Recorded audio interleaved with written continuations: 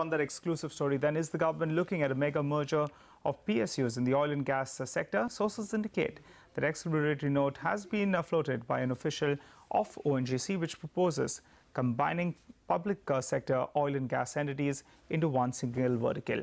The intention is to create an oil behemoth to take on the likes of Exxons as well as Chevrons of the developed world. So what exactly is in the works? Nitya Balakrishnan joins us with all those exclusive details. Nitya?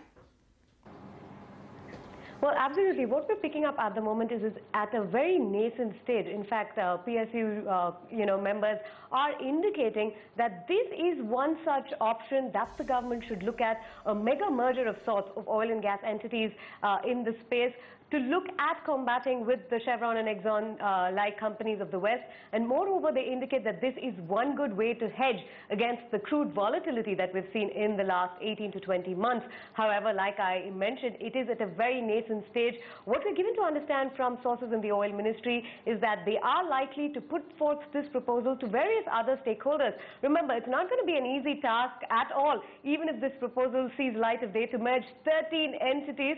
And what we're given to understand is that the oil ministry is not looking at ruling out any option at the moment. They are likely to put forth this particular proposal raised by one member of the board of a PSU giant, and they are likely to take it to various stakeholders and look at seeing if there is any merit at all to go ahead and consider this particular proposal.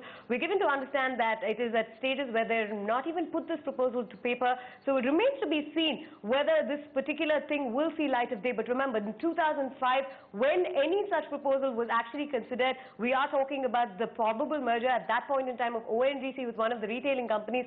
That did not see light of day, as they realized that India did not lend itself to such vertical synergies, though it was present in Western countries.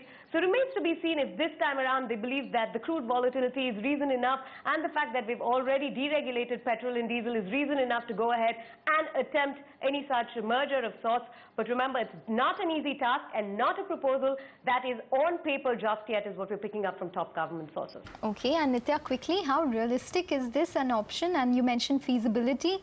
What might the hurdles be?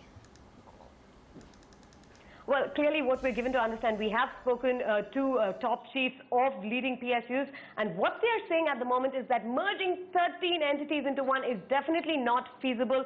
India does not lend itself to vertical synergy in entirety. We're given to understand that there is no clear opposition. Remember, merging just IOC with CPCL, something that Oil Minister Pradhan mentioned just a couple of hours ago in Chennai, looking at maybe ONGC with MRPL, such 3 to 4 such entities is not being ruled out. But when stakeholders will have to comment on merging of 13 entities, they indicate that they are going to vote against it if this proposal comes to them, simply because they believe that vertical synergy in entirety in the oil and gas space will completely rule out all sorts of competition, and that creating a monolith of sorts in this particular sector is actually a step backward. So we're going to see if this proposal sees light of day, then most public sector entities will not be voting for it, is what we're given to understand at the moment.